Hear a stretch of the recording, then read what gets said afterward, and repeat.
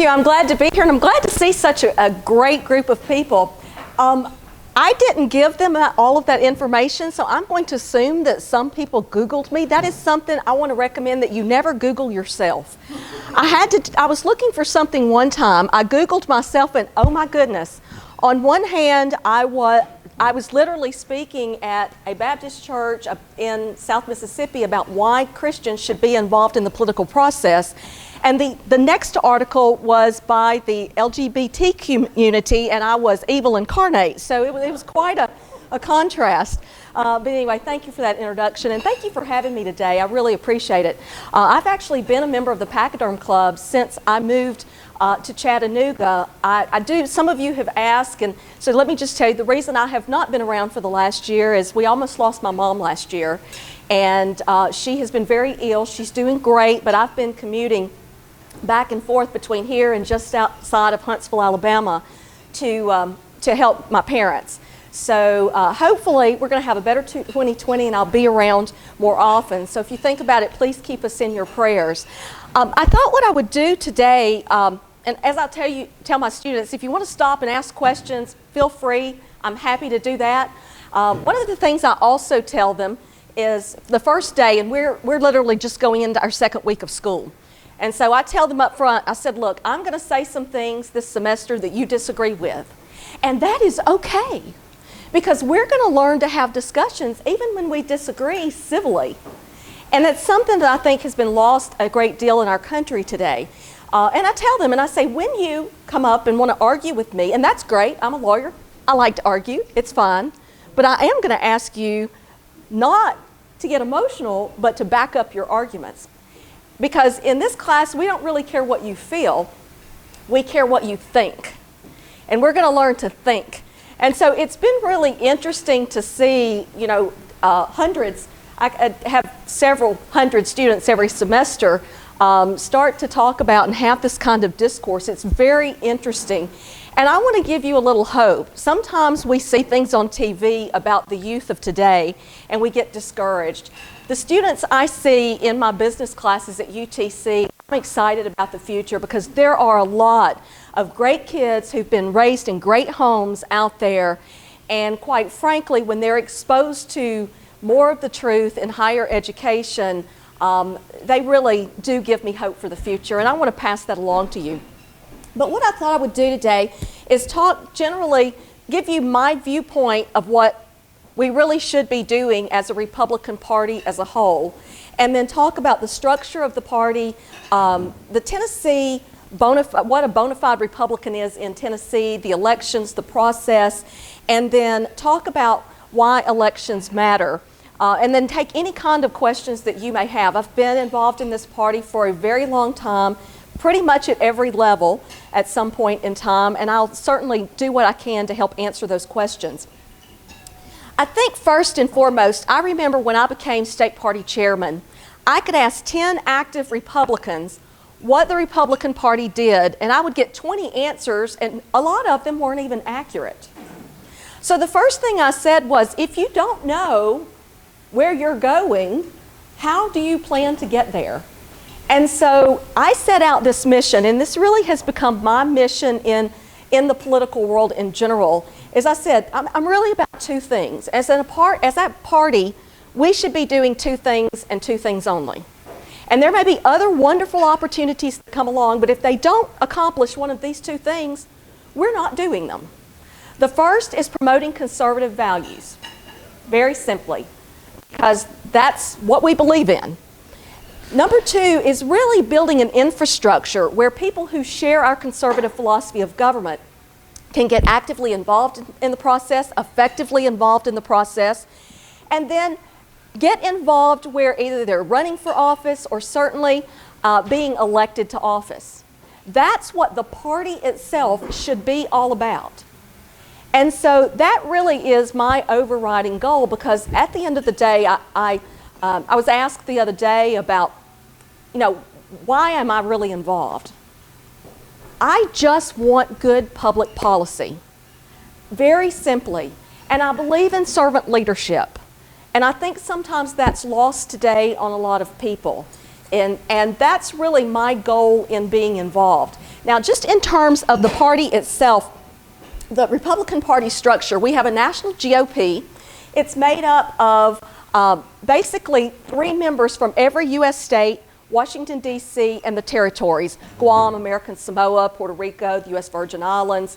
You have a national committee woman, a national committee man, and the state chairman of all of those make up the GOP. Our national committee man here in Tennessee is actually Oscar Brock, who's from right here in the Chattanooga area. Beth Campbell is our national committee woman. I think Beth lives around Nashville area. I'm not exactly sure if it's in Nashville or not. And then our state chairman, Scott Golden, actually is a very good state party chairman and is very well thought of. He's from West Tennessee, but obviously the offices are in Nashville. At the state party level, the Tennessee Republican Party is made up of a committee man and a committee woman from each of the 33 Senate districts. So we have 66 voting members. I represent Senate District 11, Bo Watson's district, along with Bobby Wood, my counterpart. And then we have in Todd Gardenhire's district, District 10, one of those members lives here in the Chattanooga area, Ken Meyer, who served in the state house. I don't know if he served with you, Bobby, or not. Did he? A couple of years. And then Emily Beatty actually lives up in Cleveland. So we make up the Tennessee Republican Party, actually act as its executive board. Along then, we have a chairman and various officers. At the county level, of course, every county in Tennessee reorganizes itself every year. We did that in early 2019. And we elect a chairman, we elect other officers of the county party, and then Hamilton County is unique. I've been reading rules. Woohoo! I told y'all I was exciting and energetic. Reading rules, and we're a little bit different because most of our elected officials actually do serve on the county executive committee. Those committees, whether it's the GOP, the TRP, or the HCGOP at the county level, really function to make sure that the party is doing things to promote conservative philosophy of government and build infrastructure. So from that standpoint, that's how we're laid out in terms of our structure. Now, as state party chairman, former state party chairman, by the way, that was a great day when I could say former, because all of a sudden, it was always interesting. Everyone who had never held my position knew how to tell me exactly how to do my job. So I always appreciated that. But that being said, in Tennessee, I mean, what I would say is basically the party was every Republican voter. I mean, essentially a party is every person who votes in the Republican primary. Now in Tennessee, you have a little more leeway under the law, which is exciting because at the end of the day, the whole idea of parties themselves is that you have a platform, you have a belief system, you go, this is what we believe in. And if you believe like us, you are welcome and wanted and needed to join in. And it's those parties who then put forth their nominees of leaders to say, hey, if you believe the way we want to govern, come vote for our Republican candidates for office. And so from that standpoint, it's very important what the party does in the primaries in particular. Now, in Tennessee, given the leeway that we have, in our state party rules, we've actually outlined what a bona fide Republican is. Because technically, if you vote in a Republican primary, you could be considered a Republican voter. I actually have a neighbor, we enjoy talking a great deal about politics, and he votes in the Republican primary, but he will readily admit that he is a Democrat. Well, I personally would rather have Republicans nominating our candidates, and we've had those discussions. You can imagine we have very interesting discussions. That being said, in Tennessee, we have essentially, depending on what you're running for, we have definitions of a bona fide Republican. Now, I won't read you the full definitions, but to make sure that I get this right, I pull the rules.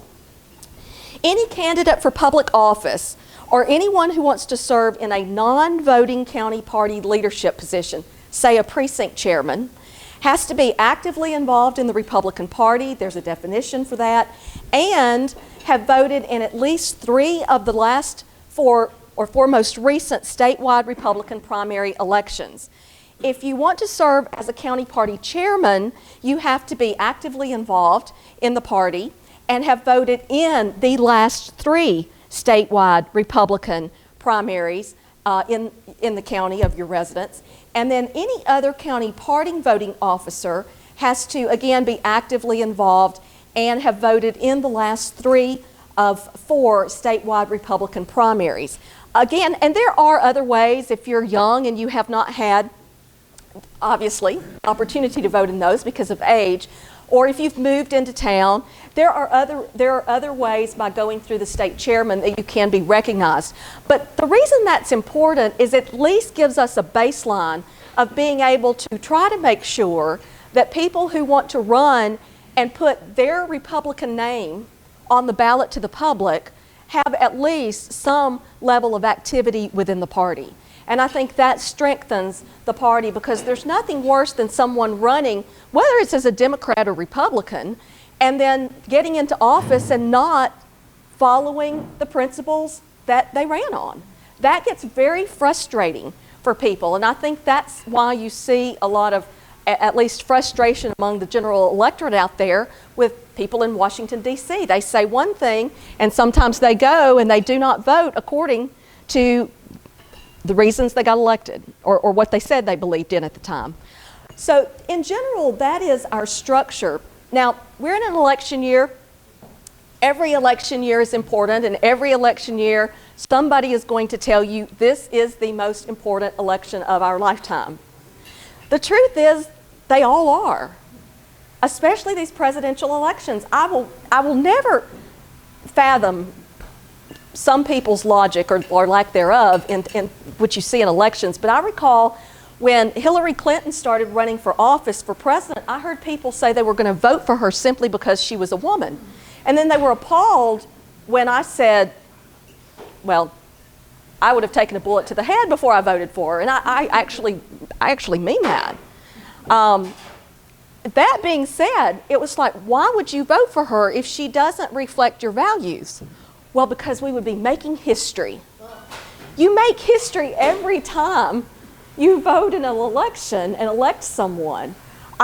Again, it's the reasons people give are sometimes really interesting, but I will say this, I think it is incredible what, I really think whether you supported Trump early or not, you cannot, if you're being intellectually honest, have to think that he probably has been able to do things as president that probably others would not have been able to do.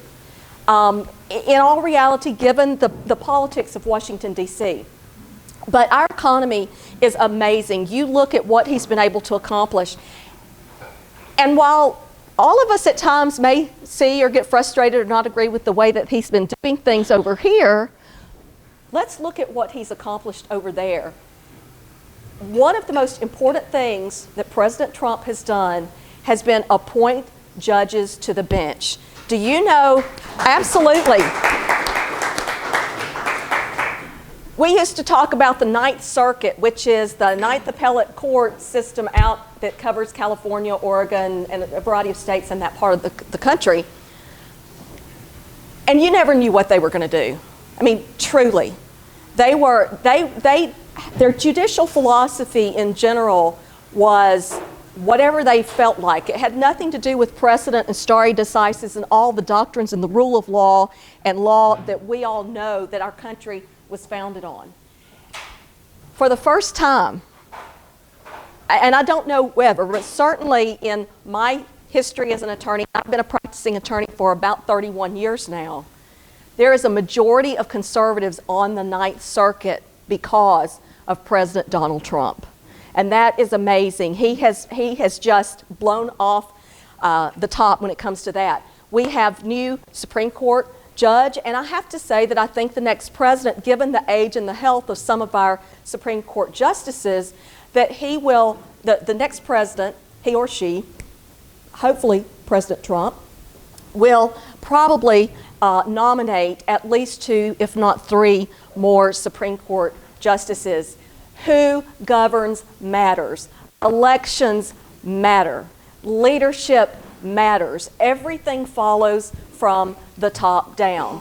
And it can be frustrating at times because we literally have such, the administrative agencies and bureaucracies have really so entrenched that even though you get a new president in and he appoints certain people in positions, you've got bureaucrats who've been entrenched that's very difficult to overcome.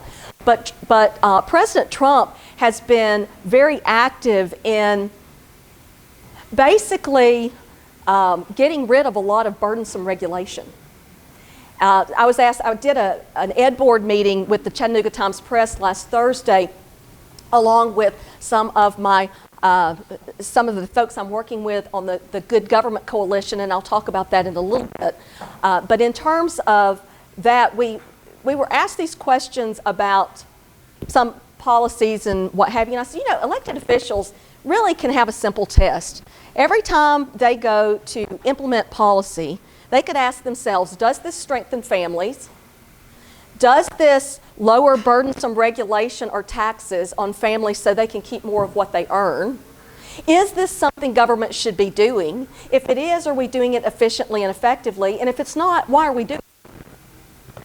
So, those are some pretty simple questions that all elected officials can ask themselves. Before I forget, I want to stop here.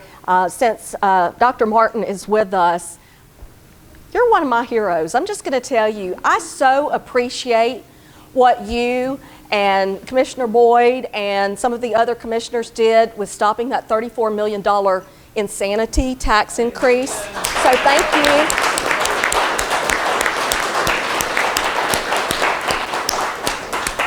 We have some good folks in government here locally, and I'm thrilled about that. But I know the kind of pressure that you guys were under, and to withstand that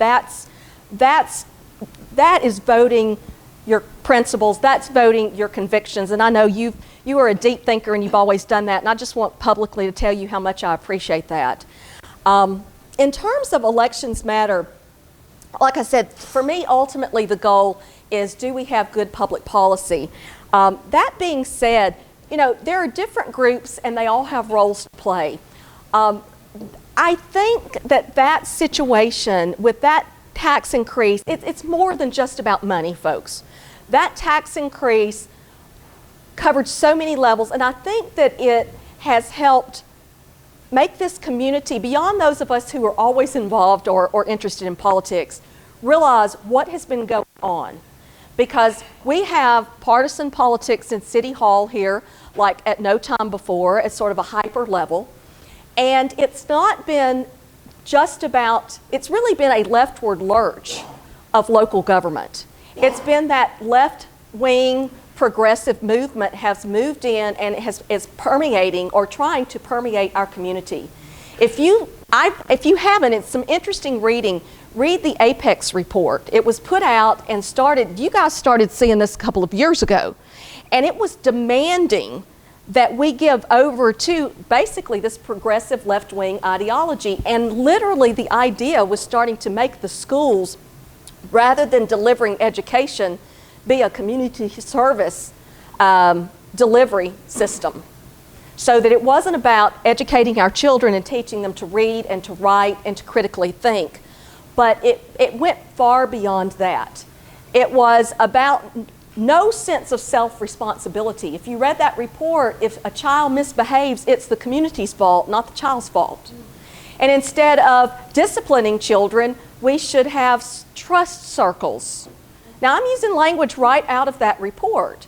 If you looked at that $34 million increase, they knew there was how much is the facility problem? The maintenance on the facility. I don't remember the number off the top of my head, but huge numbers coming down the pike. They ignored that. They ignored the growth money that they were going to get. This was $34 million on top of everything they had before, plus the state growth funds. And if you looked at it, it wasn't getting teachers in a classroom. It was about all of this other support.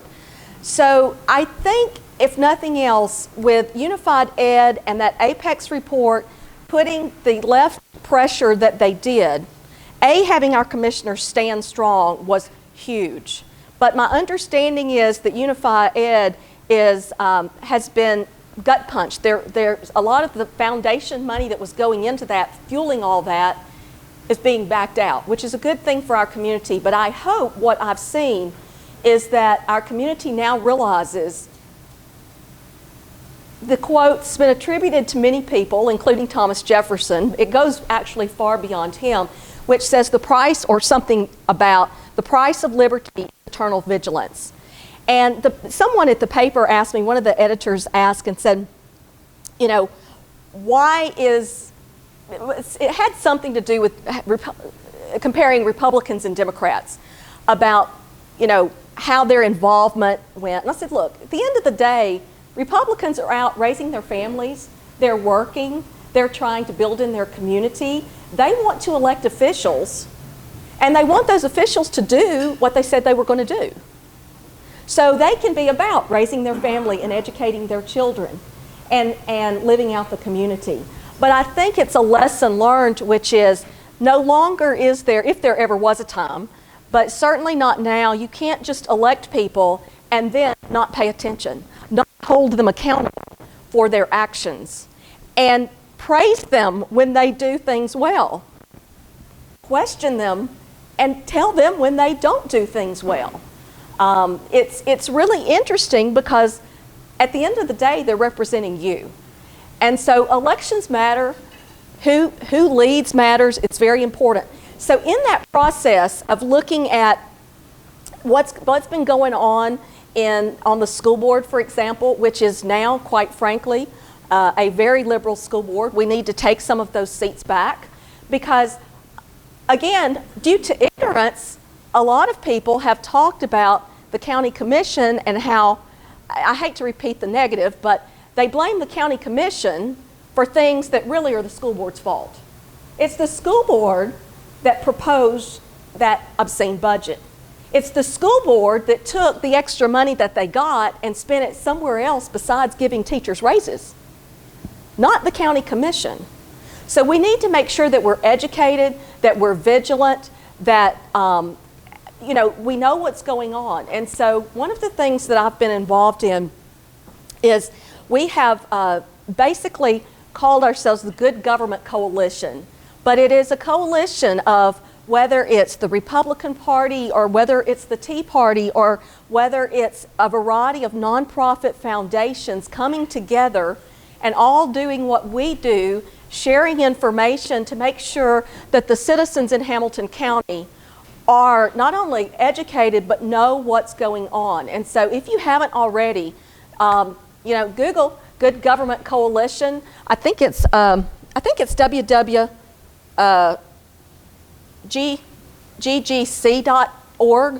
I need to look. I apologize. I'm drawing blank, but I think that's it. It's Good Government Coalition, and sign up for information. And it's what we hope to do is become a voice for conservatives across Hamilton County. We're going to raise money. We're going to recruit candidates. We're going to train candidates. I'm in the process right now of developing some activist training that's going to be open to everybody. You are all welcome to come if you would like. We're going to do candidate training. We're going to raise money. We're going to fund candidates, and we're going to win elections. And hopefully everybody plays a part in that, but we need to get good government back. We're going to look at school boards. We're going to look at county commission races. We're going to protect our seats. We're going to try to get people in those seats that don't see things from a conservative standpoint. It is the Good Government Coalition, and the PAC itself is going to be just concentrated at the county level. Because I know without doubt when you get good people, good information, they make great decisions. And so the goal is to continue to reach out and really build a conservative coalition across this county. About 65 to 70% easily of Hamilton County is truly conservative. And yet you look at City Hall and you look at some of this leftward lurch, that doesn't represent the majority of Hamiltonians. Is that the correct term for us, Greg? Hamiltonians?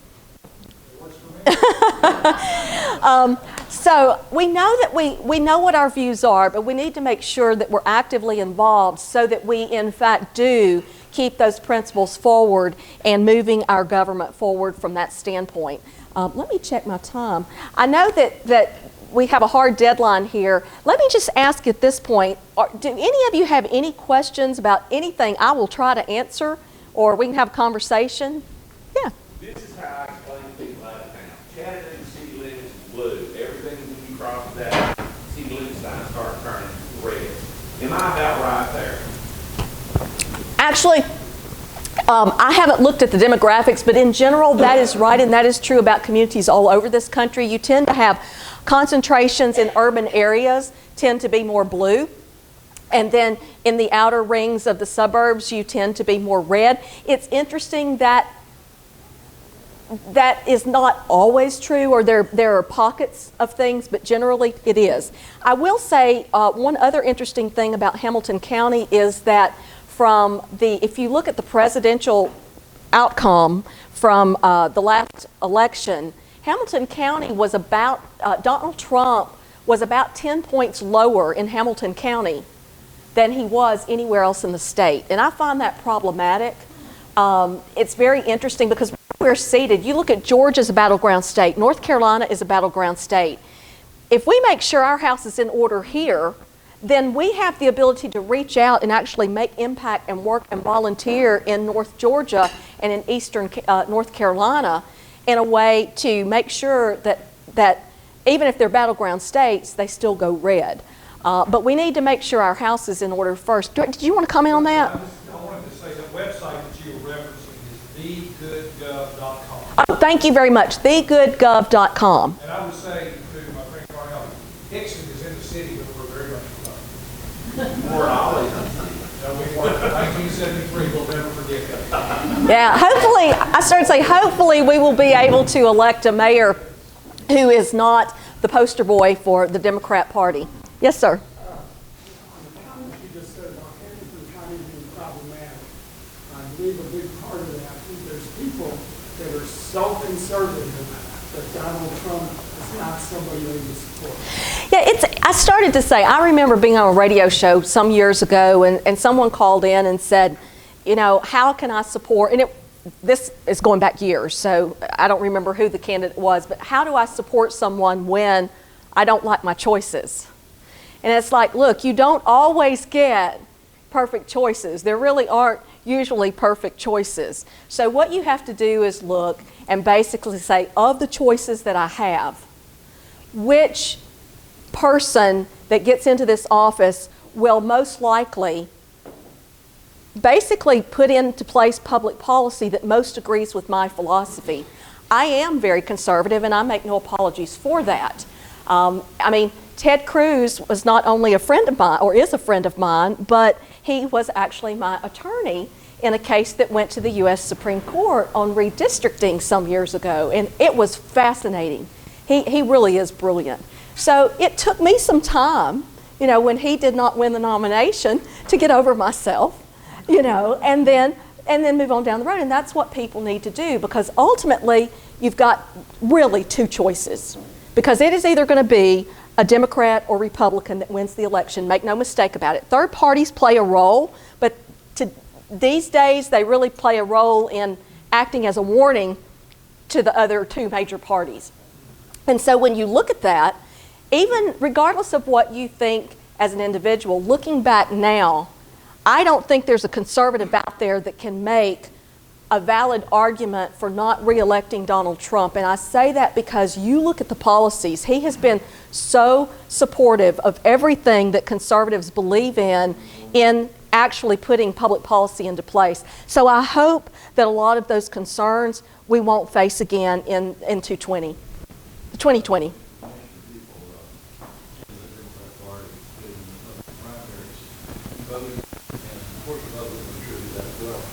We can't do anything to help the Democrats. Helping our own primaries to not be, destroyed by people coming in trying to mess things up. What can we do, and what can you do in addition for example? Well, Stop this infiltration of people coming in just to mess up the election. that is actually a pretty complex issue. He's talking about how do you stop party crossovers in the nominations. And some people do that. And some people actually do that as a strategy. I'm going to go over and vote in the other party to pick the worst candidate, so then I've got better choices for me. I tell those folks, stay in your own lane, we'll stay in ours, and let's fight it out at the ballot box in the general election.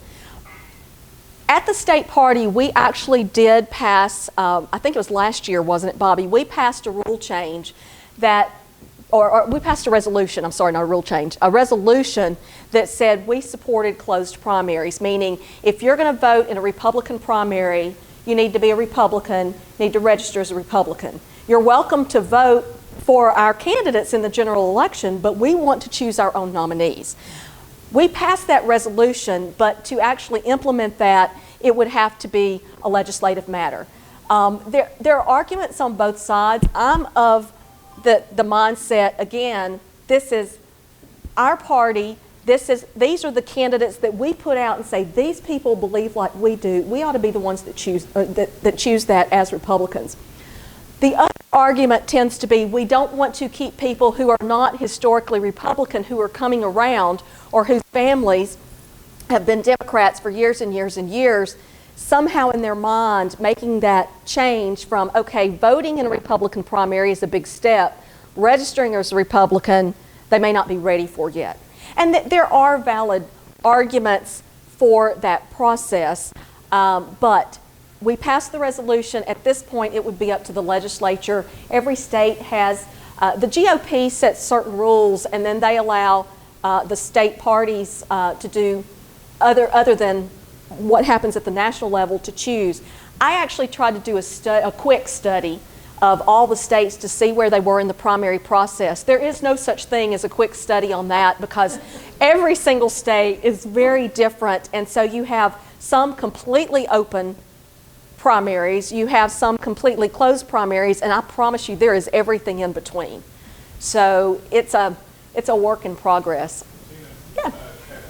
Mentioned a couple of times conservative principles, conservative values. Of course, we live in a day and age where there's more relativism, business, and so on and so forth. You know that, especially working at HCGOP and me previously, and one of my careers teaching college. Would you say a good place to go to find out what those Republican values and principles are within the state and national platform? Okay, two things. First of all, on the GoodGov, tell me again, www.thegoodgov.org.com. Okay, I have got to get that right. There's a great list because I helped write it. I love these principles. I get very excited about our principles because I know they work. I know they believe, and I've seen when government puts those into place. I mean, do y'all realize, and I'm sorry I won't wax poetic too much on this, but do you realize that America is the first nation in the history of the world to be not on an ethnicity, not founded on geographical boundaries, but was literally, America was founded on the ideal that all men, mankind, were created in the image of God and therefore had value. And it's really interesting because while that has always been an ideal, and sometimes that has not been a reality, if you look at it, it is still the longest standing republic in history because of those foundational values of strong families, of limited government but unlimited opportunity for everyone. And I get excited talking about that. But in terms of just technically, you're exactly right. Now, the National Party, every 4 years, and we'll be meeting this year in August in Charlotte, North Carolina, that's part of what the National Party does. It nominates president and vice president, and it basically votes on and sets up a National Party platform. In Texas, where I lived for about 25 years, we actually had a state party platform as well, and we started at our precinct conventions passing resolutions that would work them the way up through into the state party platform and hopefully the national party platform. In Tennessee, we do not have a state party platform. The state party basically follows the national party platform. I looked the other day. Our party platform is in the neighborhood of 45 pages. So is the Democrat Party platform. But that's why I said if you go to, what's the website, Greg? Goodgov.com. Thank you. The good. Mine said thegoodgov.com. If you go there, it's like a one-page document that really sort of sets out some bullet points, and then it really does explain what we mean by traditional values, personal responsibility, limited government, unlimited opportunity for everyone. We look at education and the fact that it's the parents' primary job to educate and bring up good citizens. And every child deserves a good education, a safe place to learn. But ultimately, what I see the other side of the aisle wanting to do is throw money at problems.